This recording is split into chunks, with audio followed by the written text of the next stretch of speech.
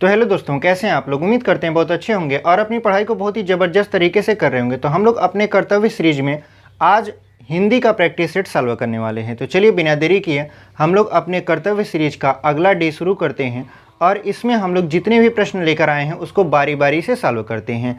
और यदि आप पहली बार हमारे चैनल पर आए हैं और अभी तक हमारे चैनल को सब्सक्राइब नहीं किए हैं तो हमारे चैनल को सब्सक्राइब कर लीजिए, क्योंकि हम आपके लिए ऐसे ही वीडियो लगातार लेकर आते रहते हैं। और ये जो सीरीज कर्तव्य सीरीज है ये हमारा आपका यूपी पुलिस री एग्ज़ाम स्पेशल रहने वाला है, जिसमें हम लोग हर दिन हिंदी का और मैथ का प्रैक्टिस सेट सॉल्व करते हैं। ठीक है। और हमारा एक परिश्रम बैच भी चल रहा है, उसमें हम लोग शुरू से मैथ पढ़ना सीख रहे हैं। और एक और भी चैनल है जिस पर आपका अर्जुन मैथ्स के नाम से, जिसमें हम लोग हिंदी शुरू से पढ़ना सीख रहे हैं। अगर आप हिंदी पढ़ना चाहते हैं, एकदम शुरू सीखना चाहते हैं वनडे एग्जाम्स के लिए, तो उस पर जाकर उसको सब्सक्राइब कर लीजिए। उस पर भी वीडियो जल्द ही आने वाली है। तो चलिए हम लोग अपने प्रैक्टिस सेट को शुरू करते हैं। आपको इधर प्रश्न दिख रहा होगा। यहाँ पे जो पहला प्रश्न हमारा है वो कह रहा है कि जिसका कोई शत्रु न हो, इस अभिव्यक्ति के लिए उपयुक्त शब्द कौन सा है। यानी जिसका कोई शत्रु नहीं होता उसके लिए एक शब्द बताइए। तो आप जानते हो कि अनेक शब्दों का एक शब्द आपने पढ़ा होगा। तो जिसका कोई शत्रु न हो, तो चार ऑप्शन आपको दिख रहा होगा। पहला दिख रहा होगा अजेय, दूसरा दिख रहा होगा आपका महाकोपी, यहाँ पे लिख देते हैं। उसके बाद जो तीसरा है वो है अजात शत्रु, अजात शत्रु। ठीक है। उसके बाद जो चौथा है वो है आपका सर्वप्रिय। तो जिसका कोई शत्रु नहीं होता उसके लिए एक शब्द उपयोग किया जाता है अजात शत्रु। अनेक शब्दों के एक शब्द जब हम आपको उस वाले चैनल पर पढ़ाएंगे तो वहाँ पे आपको पूरा डिटेल से बहुत सारे शब्दों को लेकर आएंगे और पूरा तरीके से समझाएंगे। फिलहाल हम लोग प्रैक्टिस सेट कर रहे हैं। तो यहाँ पे जिसका कोई शत्रु नहीं होता उसके लिए एक शब्द उपयुक्त होता है, उसका नाम है अजात शत्रु। तो कौन सा विकल्प आपका सही हो जाएगा? ऑप्शन नंबर जो सी है वो आपका क्या हो जाएगा? सही उत्तर हो जाएगा। तो चलिए बढ़ते हैं अपने अगले प्रश्न में। देखिए अगला जो हमारा प्रश्न है कह रहा है कि निम्नलिखित विकल्पों को ध्यानपूर्वक देखें और बताएं कि कौन सा विकल्प जड़ शब्द का अर्थ प्रस्तुत नहीं करता। जड़ का मतलब क्या होता है? तो चार ऑप्शन इसमें दिया है। देखिए पहला है आपका मूल, दूसरा है आपका विदुर, तीसरा है आपका अचेतन और जो चौथा है वो है आपका मूर्ख। ठीक है। यानी ये जो चार ऑप्शन हैं आपके, यानी ए मान लेते हैं, ये ए है, ये बी है, ये सी है और ये डी है। तो चार ऑप्शन में से ऐसा कौन सा ऑप्शन है जो जड़ का अर्थ प्रकट नहीं करता? तो हम जानते हैं जड़ माने मूल होता है। सही बात है। जड़ का मतलब अचेतन भी होता है और जड़ का मतलब मूर्ख भी होता है, लेकिन जड़ का मतलब विदुर नहीं होता। विदुर का मतलब होता है विद्वान। ठीक है। पंडित जो ज्ञानी होते हैं उनको बोला जाता है विदुर। तो ऑप्शन नंबर अगर हम बी देखें तो बी को छोड़कर सभी क्या हैं? जड़ के समानार्थी शब्द हैं, या जड़ के क्या बोलते हैं? अलग अर्थ वाले हैं, मतलब जड़ के समान अर्थ वाले हैं। तो ऑप्शन नंबर बी जो है, हमसे पूछ रहा था कौन जड़ का आपका मूल शब्द नहीं है, तो बी जो है विदुर वो जड़ का मूल शब्द नहीं है। तो उम्मीद करते हैं आपको यहाँ तक समझ में आया होगा। चलिए बढ़ते हैं अपने अगले प्रश्न पर। अगला जो हमारा प्रश्न है वो कह रहा है कि रामू ने आज गाड़ी चलाई में कारक का भेद ज्ञात कीजिए। तो सबसे पहले हम आपका क्वेश्चन ही लिख देते हैं। रामू ने आज गाड़ी चलाई। ठीक है। ये आपका क्वेश्चन है, रामू ने आज गाड़ी चलाई। यहाँ पे ये नहीं है। अगर आप ध्यान से देखो तो चार ऑप्शन आपके दिए हैं, ए बी सी और डी। कह रहा है इसमें बताइए कि इसमें कौन सा कारक है। पहला दिया है कर्म, फिर कर्ता, फिर दिया है आपका अधिकरण, उसके बाद दिया है आपका अपादान। ठीक है। तो अगर आप इसको ध्यान से पढ़ो, रामू ने आज गाड़ी चलाई, तो कर्ता ने, तो आप जानते हो कि कर्ता का जो चिन्ह होता है कारक का वो ने होता है, और यहाँ पर ने आया है और कर्ता कौन है? रामू है। इसका मतलब ये है कि इसमें जो कारक होगा वो कर्ता कारक होगा। तो कौन सा ऑप्शन आपका सही हो जाएगा? Option number B is the right answer. तो उम्मीद करते हैं आपको ये क्वेश्चन बहुत अच्छे तरीके से समझ में आया होगा। चलिए देख लेते हैं अगला प्रश्न। अगला जो हमारा प्रश्न रहने वाला है वो कुछ इस तरीके से है कि मैं पत्र लिखता हूँ, इधर आपको दिख रहा होगा, मैं पत्र लिखता हूँ वाक्य का अपूर्ण वर्तमान काल में परिवर्तित रूप है। आप समझिए यहाँ पर क्या पूछ रहा है, लिखा है मैं पत्र लिखता हूँ, मैं पत्र लिखता हूँ, ठीक है, लिखता हूँ, इसको बताना है अपूर्ण वर्तमान काल। तो आप समझे अपूर्ण वर्तमान काल किसे कहते हैं। आप अगर अंग्रेजी में हमसे पूछो कि अंग्रेजी में अपूर्ण वर्तमान काल, तो हम कहेंगे कि कॉन्टिन्यूअस यानी प्रेजेंट कॉन्टिन्यूअस की बात कर रहा है। और प्रेजेंट कॉन्टिन्यूअस में जो सहायक क्रिया होती है वो रहा है, रही है, रहा हूँ, इस तरीके से होता है।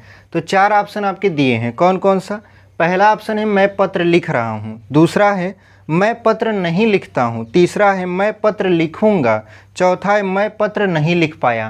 तो यहाँ पे देखिए जिसमें रहा है, रही है, लगा होगा, तो ऑप्शन नंबर ए में ही आप देख रहे हो कि लिखा है मैं पत्र लिख रहा हूँ, मतलब मैं पत्र लिख रहा हूँ, और वही आपका क्या हो जाएगा, सही उत्तर हो जाएगा। यानी option number A is the right answer. यानी ये जो है आपका, ये तो आपका इंडिफिनिट में है, यानी सिंपल प्रेजेंट इंडिफिनिट में है, मैं पत्र लिखता हूँ। लेकिन अगर इसको कॉन्टिन्यूअस में चेंज करेंगे तो क्या हो जाएगा, मैं पत्र लिख रहा हूँ। और अगर हिंदी में बात करें तो ये है आपका अपूर्ण वर्तमान काल, ठीक है। तो option number A is the right answer. चलिए बढ़ते हैं अपने अगले प्रश्न में।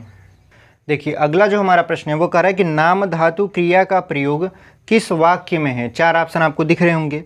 उसने मेरी संपत्ति हथिया ली, मैंने नौकर से पूरे घर की सफाई करवाई, वह खाना खाकर सो गया, सुरेश ने एक महल बनवाया। तो देखिए यहाँ पे जो 5वां प्रश्न है उसमें पूछ क्या रहा है, नाम धातु क्रिया। तो नाम धातु क्रिया क्या होती है पहले उसको समझिए।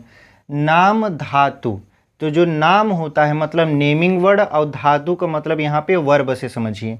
यानी ऐसी क्रिया जिसका निर्माण किसी नाम से हुआ हो, ठीक है। यानी उसमें नाम किसी न किसी का आए, व्यक्ति का, वस्तु का, स्थान का, किसी का भी नाम आए, नाम आ जाए, तो वो क्या हो जाएगा, नाम धातु क्रिया हो जाएगा। तो यहाँ पे देखिए पहला जो ऑप्शन है उसने कहा रहा है उसने मेरी पूरी संपत्ति हथिया ली। तो एक शब्द आप यहाँ पे पढ़ोगे हथिया, ठीक है। तो अगर आप ध्यान समझो तो ये हाथ से बना है, ये जो हथिया है ये किससे बना है, हाथ से बना है। तो हाथ क्या है, एक तरीके का नाम है। यानी जो ऑप्शन नंबर ए है वही आपका क्या हो जाएगा, सही उत्तर हो जाएगा। यानी उसने मेरी संपत्ति हथिया ली, तो यही आपका इसमें जो हथिया शब्द है वो नाम धातु क्रिया है, और यही आपका क्या हो जाएगा, सही उत्तर हो जाएगा। अगला प्रश्न देख लेते हैं। देखिए अगला प्रश्न करा है कि निम्न में से स्त्रीलिंग की पहचान करें, मतलब बताना है स्त्रीलिंग कौन है। जैसे पहला ऑप्शन है मोहल्ला, दूसरा है सखी, तीसरा है जामुन, चौथा है हाथी। तो हमने आपको बताया था कि स्त्रीलिंग पुल्लिंग पहचानने का जो तरीका होता है, शब्द के पहले मेरा अथवा मेरी लगा कर देखिए, ठीक है। अगर मेरा पर वाक्य बैठ रहा है, मतलब वो शब्द बैठ रहा है, तब तो वो पुल्लिंग होगा। और अगर मेरी पर बैठ रहा है तो क्या हो जाएगा, स्त्रीलिंग। जैसे अगर मोहल्ला कहें तो पहले में अगर कहें मेरी मोहल्ला, तो आपको अटपटा सा लग रहा होगा कि अरे मेरी मोहल्ला तो होबे नहीं करता, मेरा मोहल्ला हम सुने हैं। यानी जो मेरा मोहल्ला, मोहल्ला जो है वो क्या है आपका, पुल्लिंग है। उसके बाद देखिए मेरा सखी अगर कहें, ऑप्शन नंबर बी में देखिए मेरा सखी अगर बोलें तो ये गलत हो जाएगा, मतलब बैठेगा नहीं वाक्य। लेकिन अगर उसी के स्थान पर हम लोग बोले मेरी सखी, बहुत अच्छे तरीके से बैठ रहा है। यानी हमसे जो स्त्रीलिंग पूछ रहा है उसके पहले, यानी जो शब्द दिए हैं उसके पहले मेरा अथवा मेरी लगा कर देखेंगे। अगर वाक्य बैठेगा, मतलब शब्द के साथ मेरा अथवा मेरी बैठ जाता है, तो वही शब्द आपका क्या हो जाएगा, स्त्रीलिंग अथवा पुल्लिंग हो जाएगा। तो हमारा जो शब्द बैठा मेरी सखी पर बैठा, ठीक है। जैसे मेरी सखी गाना गा रही है, तो यहाँ पे मेरी सखी, तो सखी क्या है आपका, स्त्रीलिंग है। यानी ऑप्शन नंबर बी में दिया है सखी, और वही आपका क्या हो जाएगा, सही उत्तर हो जाएगा। तो चलिए बढ़ते हैं अपने तीसरे प्रश्न में, मतलब तीसरे नहीं 7वें प्रश्न में। देखिए अगला जो है आपका क्वेश्चन वो कह रहा है कि चंद्रमा शब्द किसका पर्यायवाची है। यानी चंद्रमा शब्द का पर्यायवाची बताइए। 4 ऑप्शन है आपके पास, नीरद, तापस, सोम और वासर, ठीक है। तो देखिए 4 ऑप्शन है आपके पास। एक है आपका नीरद, उसके बाद है तापस, उसके बाद है आपका सोम, उसके बाद है आपका वासर। देखिए 4 ऑप्शन में बताना है चंद्रमा क्या है, चंद्रमा का पर्यायवाची मतलब बताना है आपको। तो आप जानते हो नीरद का मतलब होता है बादल, तापस का मतलब होता है मुनि संत ऋषि, और वासर का मतलब होता है दिन दिवा वाकर दिवाकर। ठीक है, तो बचता है ऑप्शन नंबर सी जो कि सोम दिया है, और यही चंद्रमा का क्या हो जाएगा, पर्यायवाची हो जाएगा। जैसे हम लोग जब दिन पढ़ते हैं सोमवार मंगलवार बुधवार, तो जैसे ग्रह होते हैं, ग्रह के नाम पर ही हमारा जो सप्ताह का नाम रखा गया है वो रखा गया है। ठीक है, जैसे हम लोग पढ़ते हैं रविवार, यानी रविवार सूर्य का दिन, सोमवार चंद्रमा का दिन, मंगलवार मंगल का दिन। ठीक है, बुधवार, अगर आप ध्यान से देखोगे जो सप्ताह के 7 दिन हैं वो हमारे ग्रह और चंद्रमा के नाम पर ही रखे गए हैं। तो यहाँ पे हमसे पूछ रहा था चंद्रमा का पर्यायवाची बताइए, तो सोम आपका सही उत्तर हो जाएगा। अगला क्वेश्चन देख लेते हैं। देखिए अगला क्वेश्चन है कि बहुवचन शब्द का चयन करिए, बहुवचन शब्द का चयन करिए। यहाँ पे लिखा है बात बातें, यानी बात का तो बहुवचन बातें हो गया, तो रात का बताइए। तो रात का देखिए 4 ऑप्शन दिया है, रात का, रातों, रात, रातें या राती।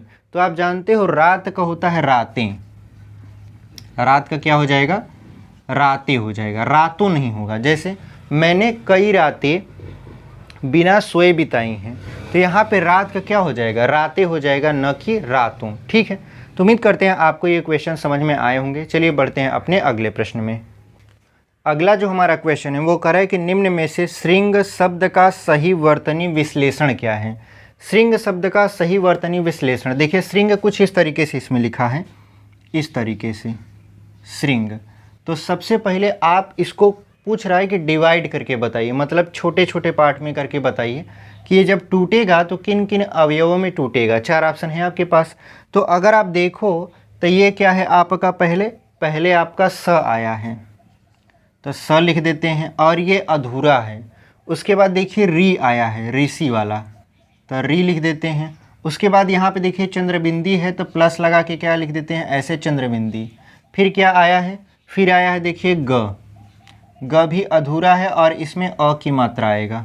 ठीक है, तो जो हमारा ऑप्शन है उसमें हम लोग इसी को ढूंढेंगे, जिस ऑप्शन में मैच करेगा वही आपका क्या हो जाएगा, सही उत्तर हो जाएगा। तो अगर आप ध्यान से देखो तो ऑप्शन नंबर सी जो कि आपका दिया है यहाँ पर श्री स और री अंग और ग और, अगर आप ध्यान से देखो तो यहाँ पे देखिए ये वाला जो चिन्ह है, ये वाला चिन्ह, इसको बोला जाता है अनुस्वार। ठीक है, और यहाँ पर आप देख रहे हो अनुस्वार लगाए, लेकिन जब आप संस्कृत में पढ़ते हो तो कभी कभी आपको इस तरीके का शब्द देखने को मिलता है, और इसका भी मतलब क्या होता है, अंग ही होता है। यानी यहाँ पर ये जो शब्द लगा है ये आपका अनुस्वार यहाँ से हट जाएगा, और यहाँ पर कौन सा शब्द आ जाएगा, यही जो अंग वाला हम बताए हैं। ठीक है, इस तरीके से यहाँ पर, और तब जाके आपका क्या बन जाएगा, ये सही उत्तर बन जाएगा। यानी अगर आप ध्यान से देखो तो ये टूटा स, फिर री, फिर अंग में, फिर ग, फिर अ में टूट गया, तो पूरा अगर मिला देंगे तो क्या बन जाएगा, श्रृंग बन जाएगा। तो ऑप्शन नंबर आप देखो बी में। ठीक है, क्योंकि जो सी है उसमें अनुस्वार दे दिया था और यहाँ पर हमको ग लगा, मतलब अंग लगाना था, तो ऑप्शन नंबर बी में ये ऑप्शन मैच कराए और वही आपका क्या हो जाएगा, सही उत्तर हो जाएगा। तो चलिए बढ़ते हैं अगले प्रश्न में। अगला जो हमारा प्रश्न है वो कह रहा है कि सही वर्तनी कौन सी है। अभी आपको वर्तनी की क्लास 1-2 दिन में मिल जाएगी अर्जुन मैथ्स पर, वहाँ पे जाके आप देख लीजिएगा कि वर्तनी क्या होता है और वर्तनी मतलब उसका मतलब क्या होता है, कैसे शब्द आपके वर्तनी में पूछे जाते हैं। तो देखिए यहाँ पे पूछा भी है सही वर्तनी कौन सी है। 4 ऑप्शन है आपके पास, आजीविका, अजीविका, आजीविका और अजीविका। तो अगर आप देखो तो आजीविका का ही हमको बताना है। तो आप जानते हो आजीविका कैसे लिखा जाता है, आजीविका। ठीक है, ये आपका सही शब्द होगा आजीविका। तो ऑप्शन नंबर ए में आप देख रहे हो आजीविका इसी तरीके से लिखा है और वही आपका क्या हो जाएगा, सही उत्तर हो जाएगा। यानी वर्तनी का मतलब ये समझिए कि शब्दों का सही सही लिखना और बोलना ही क्या है, आपका वर्तनी है। यानी जिस तरीके से हम बोल रहे हैं क्या उस तरीके से हम शब्दों को लिख पाते हैं, अगर लिख पाते हैं तो वही आपका क्या हो जाएगा, वर्तनी हो जाएगा। तो चलिए बढ़ते हैं अगले प्रश्न में। देखिए अगला जो प्रश्न है कह रहा है कि अनु बहुत सुंदर लड़की है।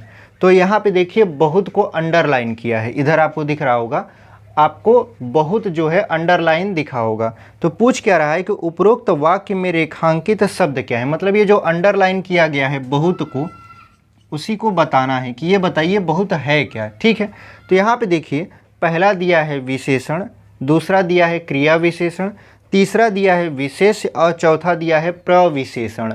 तो अगर आप देखो तो यहाँ पे लिखा है अनु, बहुत सुंदर, यहाँ पे सुंदर, उसके बाद यहाँ पे लिख देंगे लड़की है।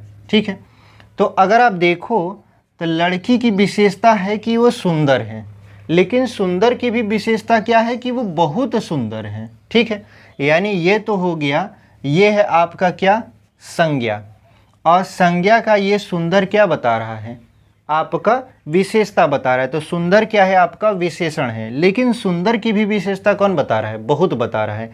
इसका मतलब क्या है, ये प्रविशेषण है। यानी ऐसे शब्द जो विशेषण की भी विशेषता बताते हैं क्या कहलाते हैं, आपके प्रविशेषण कहलाते हैं। तो ऑप्शन नंबर 4 में देखिए, मतलब ऑप्शन नंबर डी में आपका प्रविशेषण दिया है और वही आपका क्या हो जाएगा, सही उत्तर हो जाएगा। तो उम्मीद करते हैं आपको ये क्वेश्चन बहुत अच्छे तरीके से समझ में आया है। चलिए बढ़ते हैं आगे। देखिए अगला जो क्वेश्चन है वो करे कल मेरा जन्मदिन है, इस वाक्य में सर्वनाम ढूंढकर लिखिए। क्या लिखा है, कल मेरा जन्मदिन है। ठीक है, यहाँ पर जन्मदिन है, इसमें बताना क्या है, इसमें बताना है कि बताइए इसमें सर्वनाम कौन सा है। तो देखिए 4 ऑप्शन है, कल है मेरा जन्मदिन। तो आप देख रहे हो कि यहाँ पे जो मेरा है वही आपका क्या है, सर्वनाम है। यानी किसी व्यक्ति की जगह अगर उस व्यक्ति का नाम प्रयोग न कर कर किसी और शब्द का प्रयोग किया जाए तो वो जो शब्द होता है वही क्या कहलाता है, सर्वनाम कहलाता है। तो यहाँ पे देखिए खुद का नाम प्रयोग करके नहीं बताया, उसकी जगह पर मेरा शब्द प्रयोग किया है, इसलिए ये मेरा क्या है, आपका सर्वनाम है। तो ऑप्शन नंबर आप सी में देखो, ऑप्शन नंबर सी में लिखा है मेरा, और वही आपका क्या हो जाएगा, सही उत्तर हो जाएगा। तो चलिए बढ़ते हैं अगले प्रश्न में। देखिए अगला जो प्रश्न है वो कह रहा है कि अमृतलाल नागर जी कौन सी कृति के लिए साहित्य अकादमी पुरस्कार से नवाजे गए थे। 4 ऑप्शन है आपके पास, महाकाल, सेठ बाकेलाल, अमृत और विष और मानस का हंस। तो ये जो अमृत और विष है इसके लिए अमृतलाल नागर जी को क्या किया गया था, नवाजा गया था। किससे, साहित्य अकादमी पुरस्कार से। तो ऑप्शन नंबर अगर सी देखो, अमृत और विष लिखा है, वही आपका क्या हो जाएगा, सही उत्तर हो जाएगा। तो चलिए बढ़ते हैं अपने अगले प्रश्न में। अगला जो हमारा प्रश्न है वो कह रहा है कि रामचरितमानस के रचयिता कौन है। तो ये बहुत सरल प्रश्न है, आप बिना उत्तर के भी मतलब ऑप्शन के भी बता सकते हैं। रामचरितमानस किसने लिखा था, तो महर्षि तुलसीदास जी ने। तो ऑप्शन नंबर आप देखिए 1 में ही, मतलब ए में ही दिया है गोस्वामी तुलसीदास, वही आपका क्या हो जाएगा, सही उत्तर हो जाएगा। यानी रामचरितमानस के रचयिता कौन है, गोस्वामी तुलसीदास। लेकिन अगर आपसे यह पूछे कि रामायण के रचयिता कौन है, तो महर्षि वाल्मीकि। ठीक है, अगला क्वेश्चन देख लेते हैं। देखिए यहाँ पे कह रहा है कि व्यास सम्मान में कितने लाख रुपए का सम्मान दिया जाता है। यानी जब आपको पुरस्कार दिया जाता है तो उसके लिए कुछ न कुछ सम्मान राशि दी जाती है। तो वही पूछ रहा है कि वो जो सम्मान राशि दी जाती है वो कितना लाख रुपया का होता है। तो पहला ऑप्शन ही 11 लाख, दूसरा लिया है 1 लाख, तीसरा आपका है 4 लाख, और जो चौथा ऑप्शन है आपका वो है 5 लाख रुपया। तो ऑप्शन नंबर सी में आप देखो, यानी तीसरा ऑप्शन में दिया है आपका 4 लाख रुपया। यानी जो ब्याज सम्मान आपको मिलता है कवियों को या लेखकों को, उनको जो सम्मान राशि मिलती है वो 4 लाख रुपए की होती है। तो option number C is the right answer. अगला जो क्वेश्चन है कह रहा है कि रूपक अलंकार है। तो आपको बताए थे पिछले ही वीडियो में कि रूपक अलंकार क्या होता है, जिसमें उपमेय की उपमान से क्या की जाती है, समानता दर्शाई जाती है। ठीक है, तो यहाँ पे कह रहा है कि रूपक अलंकार है, 4 ऑप्शन है आपके पास। विमल वाणी ने वीणा ली, ठीक है, काली घटा का घमंड घटा, माया दीपक नर पतंग, सीता का मुख मानो चंद्रमा है। तो यहाँ पे देखो मानो जानो जो होता है उसमें उत्प्रेक्षा अलंकार होता है। ठीक है, विमल वाणी ने वीणा ली, तो यहाँ पे आपका वीणा और वाणी वो अलग अलग शब्द हो गए। काली घटा का घमंड घटा, तो यहाँ पे जो घटा घटा है ये यमक अलंकार होंगे क्योंकि एक शब्द है और इनका अर्थ अनेक है। तो ऑप्शन नंबर आपका जो सी है लिखा है माया दीपक नर पतंग, ये आपका पूरा का पूरा एक दोहा है। आप कक्षा 9वीं या 10वीं में होंगे तो पढ़े होंगे इसको। ठीक है, माया दीपक नर पतंग। तो यहाँ पे ये जो माया दीपक नर पतंग ऑप्शन नंबर सी में आपको दिख रहा है, यही आपका क्या है, रूपक अलंकार है। ठीक है, इसमें तुलना किया गया है कि जैसे मनुष्य जो है माया यानी इस संसार में फंस कर क्या करता है, इसी संसार के बारे में सोचता रहता है, उसी नर आपके दीपक यहाँ पे कह रहे हैं माया दीपक नर पतंग, यानी उसी पतंग की तरह। पतंग का मतलब होता है छोटे मोटे, जब आप बरसात में दीपक जलाते हो तो बहुत सारे कीड़े मकोड़े आ जाते हैं, वो आप देखते हो कि वो क्या करते हैं, बल्ब या दीपक के चारों तरफ घूमते रहते हैं। तो कवि जो थे उन्होंने बताया कि ये जो दीपक है यही आपका क्या है, संसार है।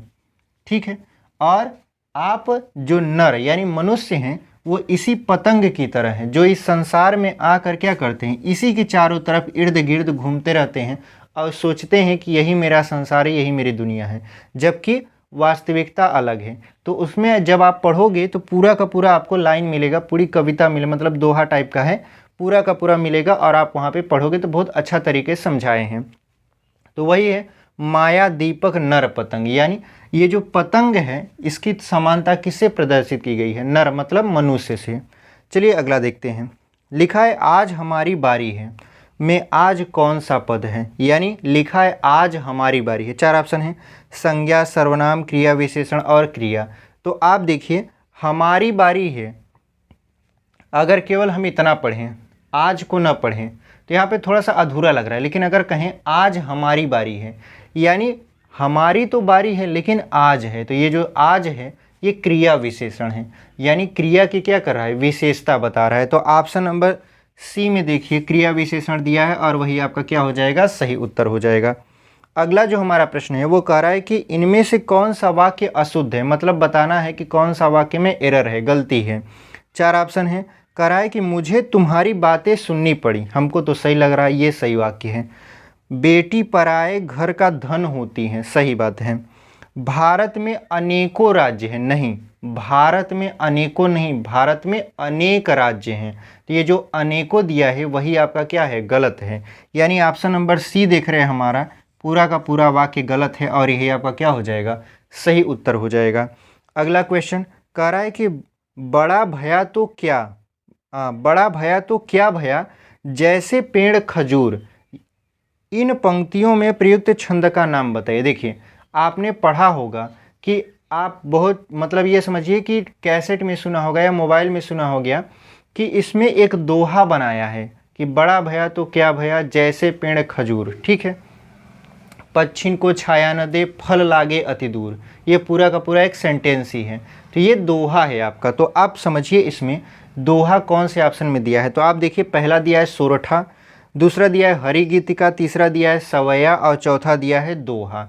तो ऑप्शन नंबर डी जो है चौथा, वही आपका क्या हो जाएगा, सही उत्तर हो जाएगा। बहुत लोग बोलते हैं ना, जो बड़े होते हैं हमारे घर में, अगर वो ऐसे काम कर रहे हैं जो कि उस घर के लिए अनुचित नहीं है, समाज के लिए अनुचित नहीं है, तो कहते हैं कि बड़ा भया तो क्या भया जैसे पेड़ खजूर और पंछिन को छाया न दे फल लागे अति दूर। तो ऐसे कह के उसको समझाते हैं कि तुम बड़े हुए तो क्या हुए, तुम्हारे पास ऐसे कोई गुण नहीं है जिसकी वजह से तुम्हें बड़ा माने जाए, बस तुम उम्र में बड़े हो, दिमाग तो तुम्हारा आज भी छोटा ही है। ठीक है, अगला क्वेश्चन देखते हैं। देखिए अगला जो क्वेश्चन है वो कह रहा है कि काला अक्षर भैंस बराबर।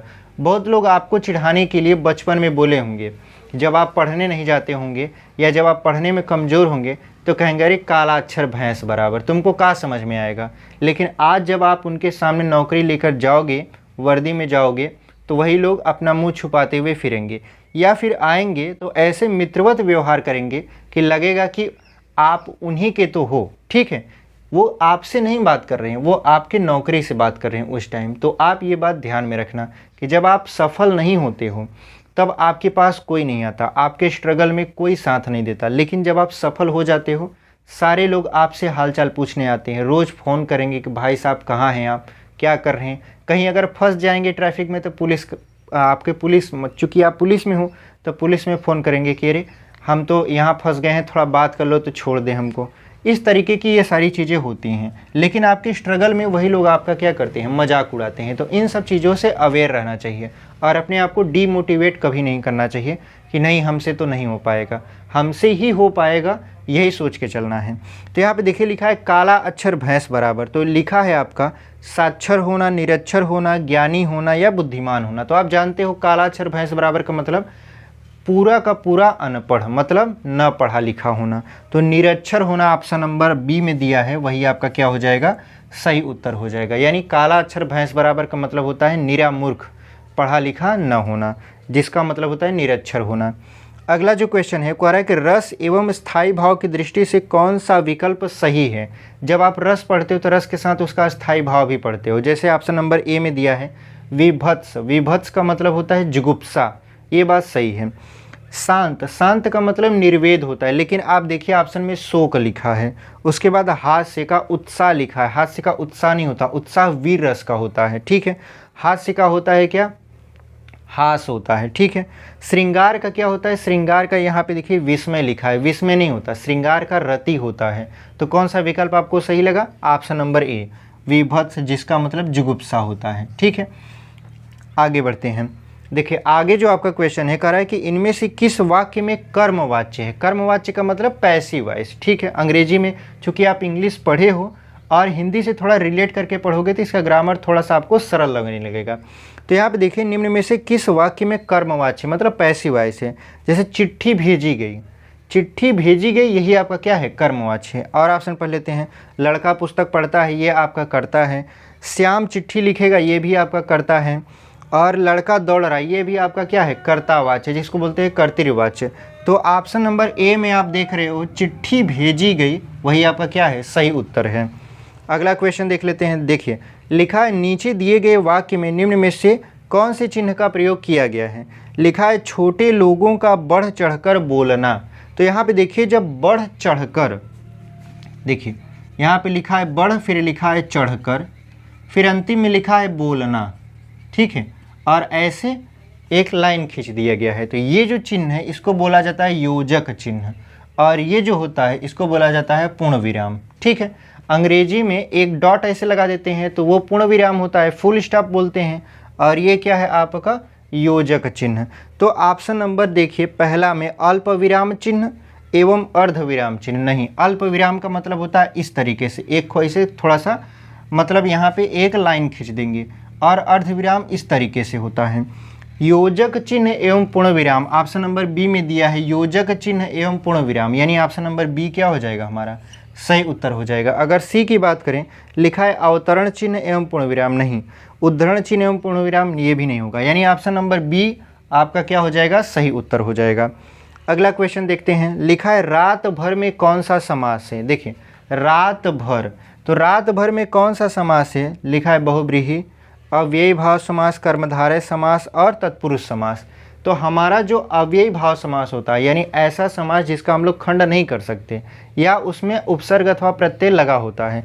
तो यहाँ पे देखिए लिखा है रात भर, तो रात भर क्या हो जाएगा, इसका खंड भी नहीं होगा और ये टूटेगा भी नहीं। तो यहाँ पे ये कौन सा समास हो जाएगा, अव्ययी भाव समास। तो ऑप्शन नंबर बी में आप देखो अव्ययी भाव समास आपको लिखा हुआ दिखेगा, और वही आपका क्या हो जाएगा, सही उत्तर हो जाएगा। अगला क्वेश्चन कह रहा है कि निम्नलिखित में से कौन सा शब्द उपसर्ग का प्रयोग कर नहीं बनाया गया है। उपसर्ग हमने आपको पिछली वीडियो में बताया था जब टेस्ट लगवाए रहे थे। तो उपसर्ग क्या होते हैं, ऐसे शब्द जो किसी शब्द से पहले लग कर या तो उसकी विशेषता बताते हैं या तो उसके अर्थ में परिवर्तन कर देते हैं।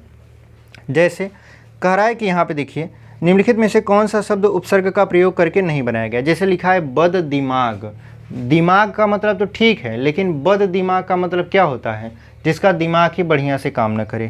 तो ये क्या कर दिया, उसकी विशेषता बताया, लेकिन कौन सी विशेषता, नकारात्मक विशेषता।